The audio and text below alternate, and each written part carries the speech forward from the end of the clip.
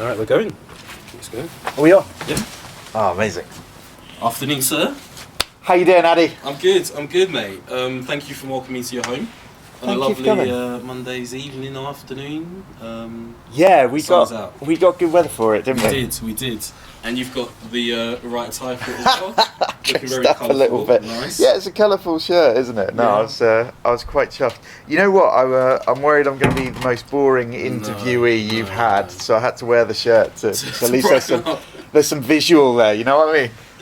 No, I doubt it. Actually, it will be the most interesting so far, if I may, because the type of people I've spoken to so far have been in the East London, Newham, it's for years. Proper East Londoners, isn't it? Proper, quotes, because I mean, what defines an East Londoner? Separate conversation. But maybe actually we'll get into that because how long have you been in East London? So I've been in East London for. Do I have to introduce myself first? Yeah, please. Actually, that'll probably be fair. Sorry, I was over familiar. No, you're right. So I'm Lewis. I'm a councillor for Green Street West in Newham. I've been a councillor for.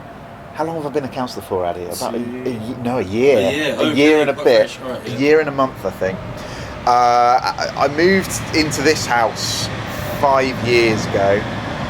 So I've been here 5 years, and then before that I was in sort of Hackney and Tower Hamlets. And so you've been in East London for a bit. East London is a large little while. Area, yeah. I mean, define East London, right? So I was in Whitechapel for a year or two, and then Hackney for again another year or so. So I guess East London, sort of 8 to 10 years, maybe. That's a long time. It's long enough. It's long enough. But Newham only 5 years. So compared to the other people that you interview, I'm a relative baby, I think. Yeah, but then also compared to the residential average, you're on the higher side because we have quite a high turnover of residents. There is a huge turnover of residents, and I know that sometimes that causes issues, right? So we've got people come and they stay for a little while and then they go. Some of my mates were in Plaistow for about a year and they've just moved out. So it's East London's always been that kind of place of churn, hasn't it? You go back to the Huguenots who come into Whitechapel and then now they're sort of moved out. It's always been that place where people straight off the boat can come and find a place to live in East London. So I suppose I'm a bit like that. So why did you stay if other friends have gone? What's kept you in the area? Oh mate, you know what? I love East London. I love the people. I love the culture. When I first moved to London, I was pretty convinced that I wasn't going to get to know my neighbours. Because lots of people, they move to the city, and then the city I think can be kind of a place where you're a little bit alienated compared to sort of village life. But I just found myself chatting to my neighbours and getting to know everyone. And I thought, I quite like it here. It's got that feel. I don't know, I mean, and actually your YouTube series is kind of like that, isn't it? You're chatting to a whole bunch of people and they all know everyone. They've all sort of embedded in the community. It feels a lot easier to do that in East London. And I wonder if it is that thing around the melting pot.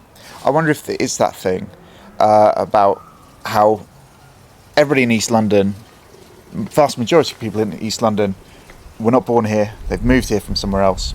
So it means that you put into this big pot where everybody has a different background, different culture, and you sort of just get on with it. So I wonder if that's part of it, if that's part of the appeal of East London. You can be from anywhere in the world and you can find a home here. And actually, I suppose that's kind of like one of the themes of your series, isn't it? It is. And that's what I've been finding in conversations, like people finding family, community here. And when you already have an established group, they often then bring other people along here.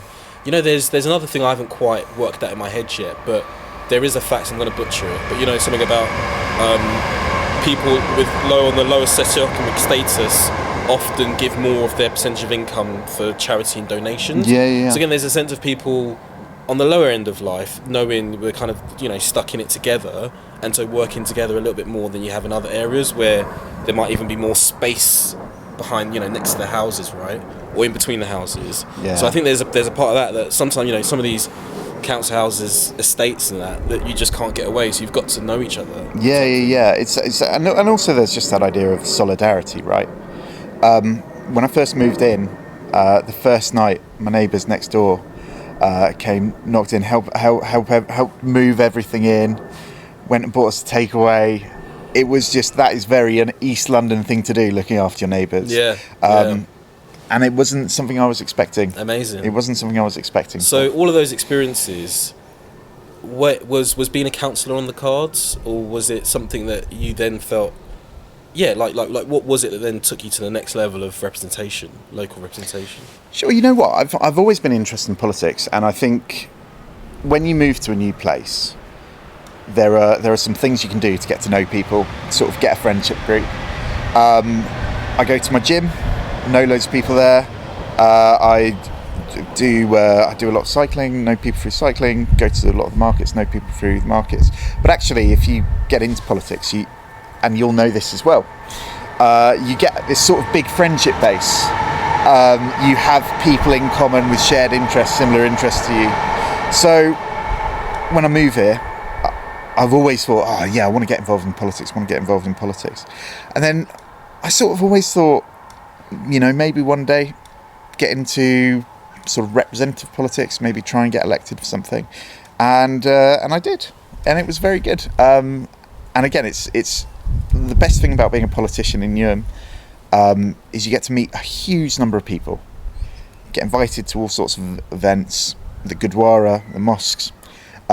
You always get very well fed, and it's just a really nice way of. You always do. You always do. Yeah. And it's just a really nice way of meeting people and getting involved in your local community. So yeah, for me it was a kind of natural thing. I really, really wanted to get involved in the local community, and I always feel so blessed to have the opportunities that I've been given. Yeah. Now I know what your special interests are, but for the benefit of those who don't know, in council life, what kind of communities or committees rather are you focused on at the moment? Sure. So at the moment I'm working. I'm on the housing committee, which is really, really interesting, but it's something I haven't really properly delved into yet.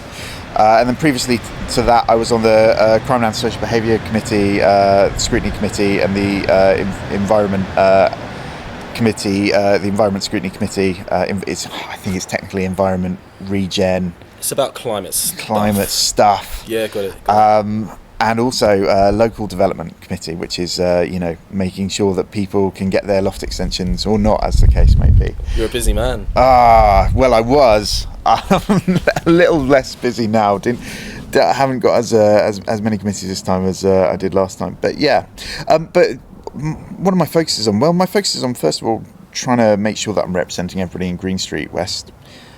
Green Street's a really special area.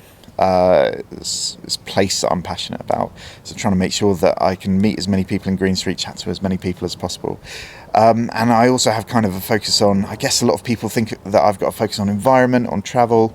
You obviously had one of these with John Morris. Me and John are sort of good pals, and we sort of think similar things, so there's that element of it too. But yeah, I guess that would be one of my main interests, definitely. You just mentioned something about the diversity of Green Street, and it's a pretty long street with a lot of diversity at like the different intersections, right, from the Champion Statue end all the way to now you get into kind of Barking Road. Lots of different, there's a library, there's businesses, there's council flats, there's private homes, etc. If you talk through the challenges of trying to represent all those different voices and then, being that conduit, that one Lewis person who's speaking for thousands, how do you do it? Talk us through those challenges. Well, it's hard.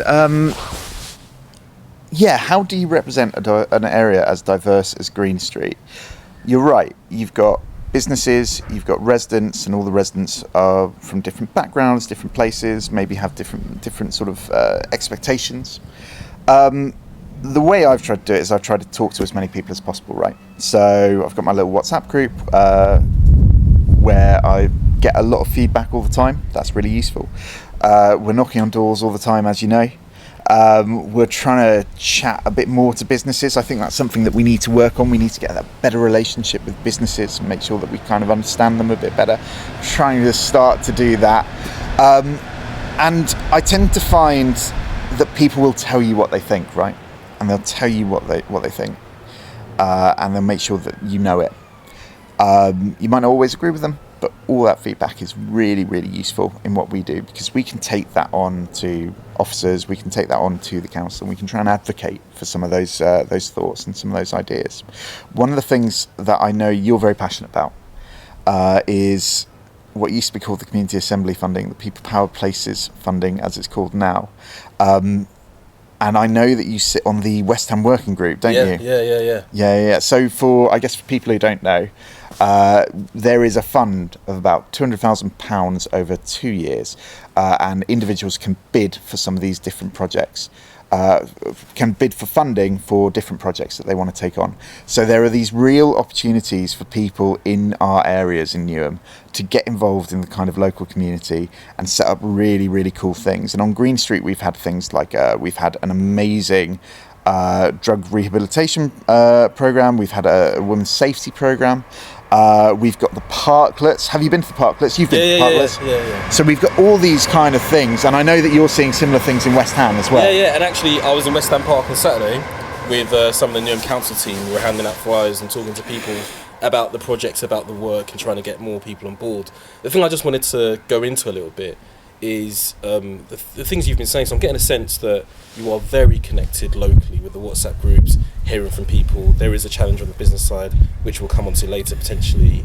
But if I could get a little bit personal, and if you don't want to answer, that's fine. But there's a trend now with social media and with technology to hear from more people more often. How is the balance? Do you think maybe you're hearing too much and just stop and you have to mute some conversations? Or that's an interesting question. So one of the things that I worry about being a local councillor is that you're often subjected to just the loudest voices. Loudest voices tend to find their way onto social media. Loudest voices tend to be the people who will write to you, right? So the kind of information you're getting, the kind of view that, or the kind of understanding you're having of people's issues, is mitigated, or maybe mitigated is not the right word. Balanced? Not balanced. It is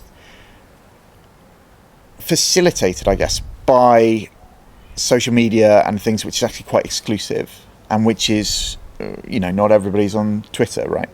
So a lot of the voices that you're hearing are not necessarily representative of what people actually think. So there's two questions here. What do people think, and how do you get that? Well, you go out, you talk to them, you make sure that you're not just listening to the people who always have an opinion on everything, but you're listening to some of the quieter voices, the voices who maybe don't get involved as much.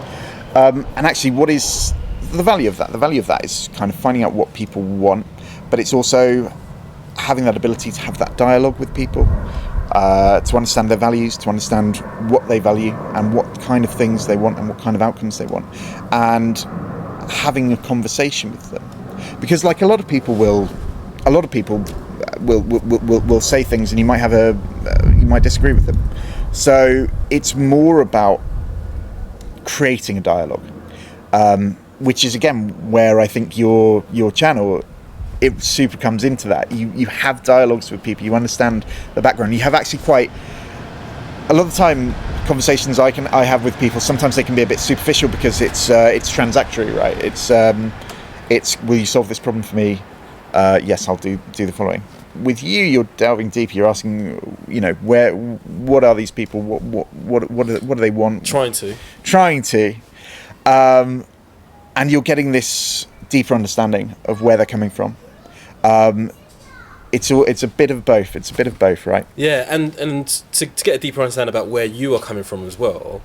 Interesting to understand, because it strikes me that it takes, I can't think of the word, but nobility and nuance to discern the type of voices you're hearing from, like you said, the loudest ones, which actually may not be the most useful ones. But the reason I mention nobility is because often, particularly in representative politics, it's about, the messaging and the optics, and so the loudest person that could create a narrative of Lewis is not listening to me, you pay that person equal attention as the very, the quietest person, which strikes me as a little bit not what normal politics does. Would you agree with that to an extent? Or? Maybe. I mean, sometimes the loudest people just want to be listened to, right?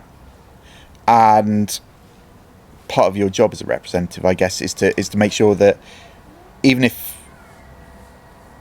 those people don't end up getting what they want, you've heard them, and following that, you can sort of advocate them for them. You can stand up for them. You can do your best to represent them. But yeah, I do worry because we live in a borough where a lot of people don't have access to things like social media, so a lot of people's voices are minimised. And actually, you've got to be very open to hearing those voices so that you are fully representing everybody. A lot of people in our borough don't vote. Now, what does that mean? That means that whether or not you advocate for them, you represent them, doesn't matter electorally, unless you can persuade them to vote, which I hope I have done sometimes. But that still feels unfair. I think people need a voice, especially in a borough like Newham, where lots of forces like poverty, like lack of access to certain spaces, deny people a voice. Those people still deserve a voice, and I think that actually Newham Council does a really good job in giving those people a voice through the kind of things that we're doing around like the people power places, or through the kind of consultations that we're doing, which have got better. People still criticise them, but they've got better. They've got a lot better, and again, that speaks an agenda of more participatory politics here in East London, in Newham, which is amazing. As you've alluded to, it's kind of picking up the people at the top end who are already engaged and just amplifying or giving them more platforms. There is a lot of stuff, and even what you do and what I've seen you do is trying to reach people on the other side of that paradigm who aren't as engaged. Maybe just to explore how do you reach those people who aren't connected at all, and yeah. How do you reach people who aren't connected? Well, there's always going to be some barriers to participation, right? The main barrier in Newham, I suspect, is probably if you have got a job which is long hours and you've got kids at home, then you don't have time to send off an email, say, oh, we need to get this, that, or the other sorted. So on an individual basis, making sure that you knock on their door and you chat to them at a time which is appropriate for them. As you know, when we're doing door knocking, we will go out in the evening, we'll go out in the morning, we'll try and mix it up in the day. As a civil servant, I can only put on record that I've heard that these things happen. Obviously, you've heard through me. Do we actually need to edit that? I'll probably edit that out. It's fine. It's all right. On a more systemic,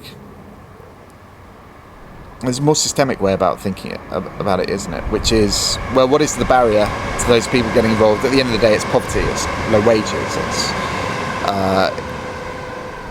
it's not being able to participate fully in society because you are so worried about where the next meal's coming from. So what do we do about that in Newham? Well, you have people far smarter than me who are doing some amazing things, working out the kind of finances behind it. We have an amazing money advice service. Oh, it's been amazing. The advice to like people going through the fuel crisis, the cost of living crisis, the advice from the council is there. It's good. That's right. And Newham is the money advice service. People can Google it. People can get advice on how they're balancing their books, on how they're budgeting. And they can, I think, get access to loans in certain circumstances, to sort of low interest loans. It's also just about sort of how we're campaigning. So I assume that one day you will do one of these with Roxana Fiaz, the mayor. Well, I can pin her down. She's so busy, but yeah, I'm trying. She will tell you about the campaigning we've been doing around the cost of living, which is the most important issue, I think, for our residents at the moment, for every resident. Obviously, you've sent me a list of questions beforehand, and one of the questions was, what is one of the main issues that you're coming across when you're working with residents? The main issue is always housing, and it's not just, and it's a very specific thing about housing. It's rents going up, it's people being threatened with homelessness and eviction, as we are dealing with this Tory-made crisis that we're going through now. It's the hardest amount of workload we have It's the highest amount of workload we have. But we are doing things. We are trying to put people right, and we are trying to help people. It's really, really hard, but we are trying really hard. Yeah. Yeah, you are, and it's tough and heavy, but I see all the efforts. Going back a step on that question of participatory, people engaged in politics, it perhaps is a little bit chicken and egg as well, right? Because those people at the lowest end, if they realised and or engaged or utilised their political agency and capital a little bit more to elect those people who they think would more directly advocate for the things that they're experiencing, do you think that could translate into better policy making, or do you think actually there's another problem and there's another solution? Sorry, ask me that question again, mate. Okay, I'm trying to work out an answer. Yeah, so maybe I kind of rumbled a little bit there, but what I'm trying to say is, okay, so the people in the deepest poverty, okay, and then let me use my mum and dad as an example back in the day. So they work in early morning jobs and all day jobs, and then evening jobs cleaning offices, and then weekend stuff, my dad's doing security. So there is little time for them to think about this politics thing and to be engaged and to want to turn up at meetings, library meetings, and vote for something. However, so there is an argument, and I'm not saying it's happening here or in the country, but there is an argument then that the people that are more engaged and vote for people aren't people who have gone through those experiences. Therefore, the things that the elected officials advocate for and implement are things that they haven't directly experienced, and because they're not getting the pressure of do this thing for us, it equals to a political system that perhaps isn't advocating for the poorest of the poor, potentially. Yeah, I think that's true to an extent, right? So you can have representatives who have come from entirely affluent backgrounds. This is me, right? Like I'm from a fairly affluent background, and hope that I can still understand and empathise with those issues, and I hope I can advocate for sort of quite practical, common sense changes that help people in that position. And I hope that's what Newham Council is doing to a large extent. Across the wide range of Newham Council, we've got everybody from a huge number of different backgrounds, and I hope that we are all sort of working hard to come up with quite smart solutions to help people who are facing poverty. But like you said, it's really hard for those people to get involved. It's really hard for those people to get involved because when you're poor, you sort of don't care about politics because politics is an abstract, right? Politics with a big P. If you're walking down the road and you see, I don't know, that the streets haven't been swept, it's really, really frustrating. But if you're walking down the road and you see the streets haven't been swept, but you're on your way to the next job, and you've got sort of two jobs on at the go at the time, well, it's not going to affect you because, or it's not going to make you take time out of your day to complain about it because you've got more important things to worry about, right? So how do you open up the space where you can hear those voices with not enough time on their hand to worry about leaves on the street or whatever? It's a hard question. I don't have the answers to it, but I think we are trying really hard to make sure that is happening. I think I'm lucky I live in a space where I've lived all my life where I see councillors and people doing that. So I've trust me, if I thought there was a way to go, I would have done stuff privately. The random solution, just off the top of my head, and through this conversation, what do you think about? So there are technologies, Mentimeter, Slido, things where people can see what conversations are happening and then add their votes and say, I agree with this, what this person said in this session, etc. So, I mean, it's not beyond the wit of humans to, I think, develop a platform. So it's almost making that participatory democracy easier and more accessible using technology. And more transparent. So, more transparent. Random, your WhatsApp conversations, I imagine you've got a couple of different Green Street WhatsApp communities for different groups. What if they were all available online and other residents, if they saw a comment, could agree, or like, I mean, obviously like Facebook is with the step, but like, you know, say so they don't have time to participate, but they've got time to first of all see it's happening, and transparency I think helps politics in a lot of ways. And then also, if they do have that time and ability to take that extra step, also say yes, what that person said resonates with me. Yeah, I think that's true. I mean, I think there has to be some kind of moderation for that kind of thing. If you have an open forum, again, you have this problem where it tends to get sort of dominated by the loudest voices, which is not what we want. But yeah, making democracy easier is definitely an important part of what we're trying to do. And you'll have seen with Newham Co-Create, which is the big website where we do a lot of sort of consultation, that actually that is a really user-friendly, really easy to use website, and you can go on, you can like other people's comments, you can write your own comments, you can get involved in a whole range of different things that you wouldn't otherwise be able to get involved with. I would urge everybody who lives in Newham who's watching this, whether you've been here for sort of 20 years or whether you've been here for sort of 5 months, to get involved in Newham Co-Create. And there's another problem as well. We talked earlier about how there is quite a lot of transiency in the borough, how a lot of people don't stay here a long time. Those people still deserve representation too, right? Those people still get to vote, those people still get to get involved in local communities and in local democracy. One of the hardest parts is convincing those guys that actually this is your Newham too. This is your Newham too. You might only be here for a little while, but it's your Newham too, and you have a say in what goes on here.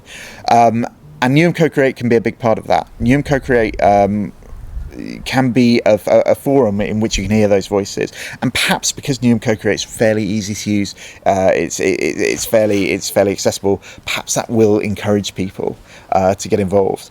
I hope so. Yeah, I hope so too. And I think it speaks to something even better just at the heart of the kind of politics at Newham, that there isn't a shyness to hear from people, because often I think just a very conceptual point, politics often is about that holding power and applying policies in the way that suits the person with power's agenda. But you know, opening up with Newham Co-Create and the people power places and everything else, the root of that ethos is we want to hear from people. We don't want to deliver the policies or the, you know, initiatives ourselves. We want to collaborate, co-create with people. Yeah, I mean, as we wrap up, any kind of final words on that, and where you hope that ends up? Either do you also hope that maybe replicated across the country, or do you think it may not apply to rural villages, for example? It just depends on the society. Yeah, I don't know. What I would say is that I know that what Newham is doing with civic participation is admired in different areas across the country. I've heard this from people who I talk to who are sort of based around the country, and they say that what Newham is doing with civic participation is really strong. One thing I think, one word of caution, is that Newham doesn't operate by a referendum. You might have a consultation and people might say that they don't like a particular thing, and Newham might still do it. Because there are multiple sort of levels of consultation, right? One level of consultation is you elect people, you vote for people. That is a kind of consultation. One level of consultation is kind of statutory consultations that you have to have. One level of consultation is kind of ongoing dialogue that you will have with your councillors, that you have with your local politicians. There's a whole ecosystem of consultation that goes on across Newham every day. And all of it feeds into ideas. And all of it feeds into what happens.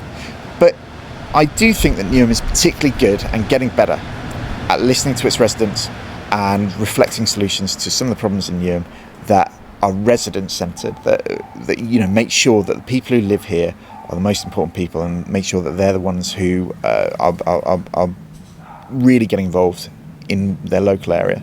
And I think that's pretty powerful. I think it's a pretty powerful thing. And it's been a trend that as I've become more politically aware and active, I've just seen an increase. So you talk about referendum. We did have a referendum about whether we wanted the mayoral system. Yeah. And people said yes, and we have that now, and etc. And so with the Newham Co-Create, I just see it going from strength to strength to strength, and particularly as Stratford, West Ham, East Ham, Custom House, Beckton changes because of different demographics and people settling in a little bit more. You will have people who want to be more active, and I think that will then, spur councillors and council officers to respond, and I only see majority upsides to that. Yeah, absolutely. And it is worth saying as well that actually a lot of the stuff that we're doing on digital is really powerful. One of the apps that we've got to plug on the YouTube channel is Love Clean Streets. Love Clean Streets is a really good app that you can use to kind of report fly tipping or report issues with kind of trees or issues with pavements. It's a really easy to use app that you can you can take a picture of an issue and that will be reported directly to our teams. One of the things I really want to do as a councillor is encourage more people to use this app, because it's a self-reporting system, it's self-service, and it means that stuff gets dealt with quickly. A lot of this kind of digital democracy stuff is going to change the way we sort of as a local government organisation interact with people. It's going to make it a lot slicker, it's going to make it a lot quicker, and hopefully people are going to start seeing the results a lot more quickly. I thought we were wrapping up, but I've got two other Go on. Both not related. I'm going to try and remember them, so I'm just going to say them so I remember them. The first is about the fly tipping. Actually, no, the second is about the fly tipping. The first will be about that technology and what's next. So ChatGPT. Do you envisage the council harnessing those kind of technologies? So, for example, I'm sure you receive case requests, workload requests about particular issues, where there might be commonalities in responses, and there might be a system that can actually just make your time more freer and efficient and better by having something respond and help you. What do you think of that? Sure. So I think it's a really interesting idea. I don't use ChatGPT for my casework, but I do refer back to our kind of like standard text back to the Newham Manifesto a lot of the time, and that is stuff which I will put in like a lot of different casework responses. In terms of how technology affects local government, though, we have a really interesting project called Newham Sparks.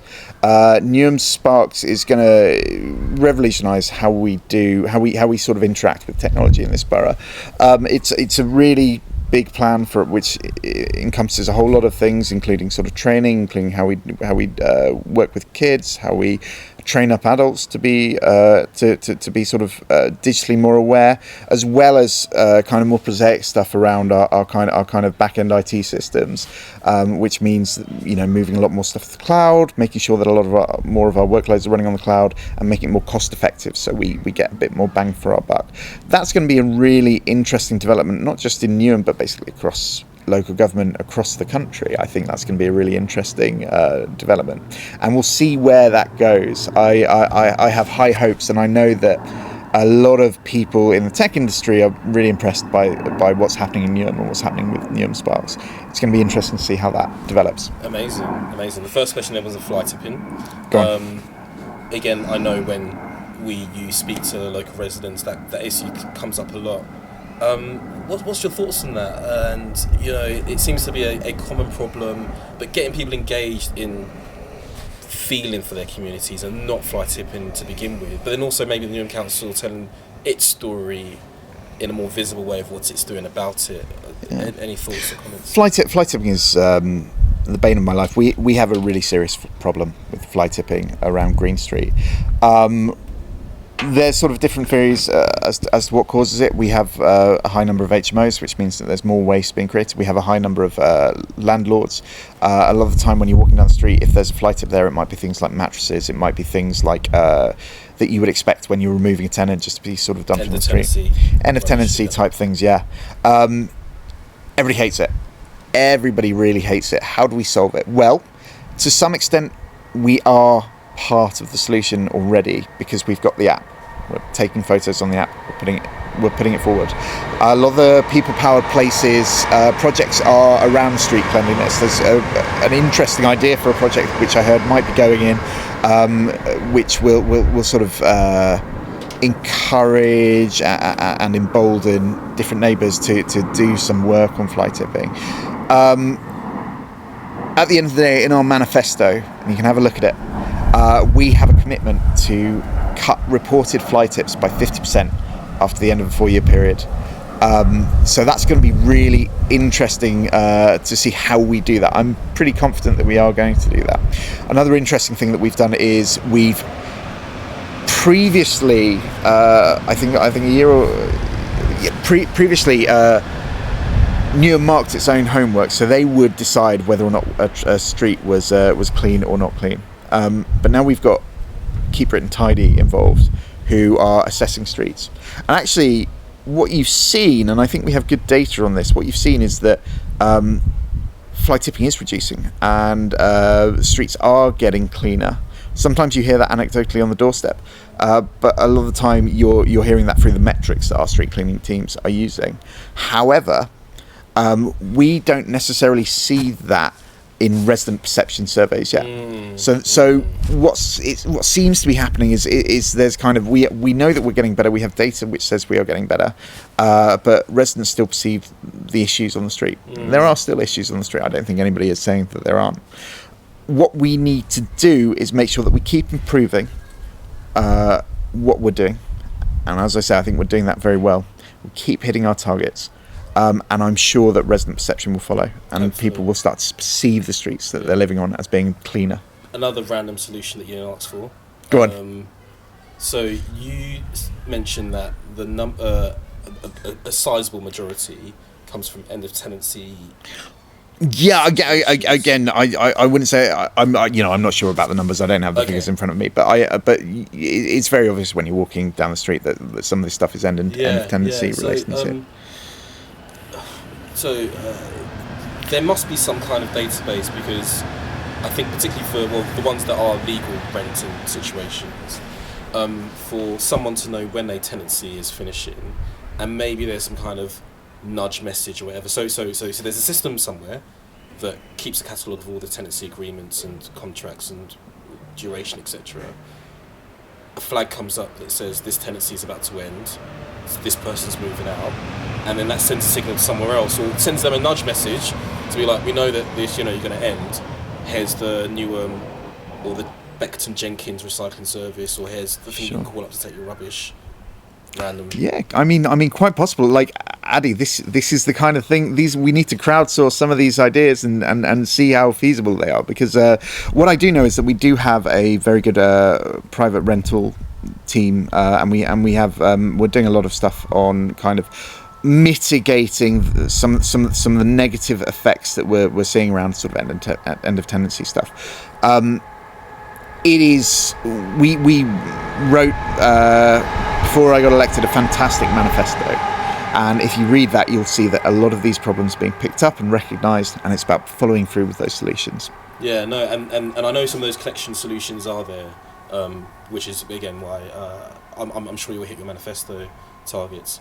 I think we've spent a lot of time chatting, so we might end it there. And I've not even consulted my... Have you not consulted the list of questions? No, it's just been such a... It's been pretty free-flowing, hasn't it? Yeah. Yeah. I think some of these we've already covered. Maybe just what's next for you? I mean, it's only been a year and a bit. I think it was longer just because you're part of the furniture already, and people know you and love you so much. Any final words on what's next? Or that's very flattering.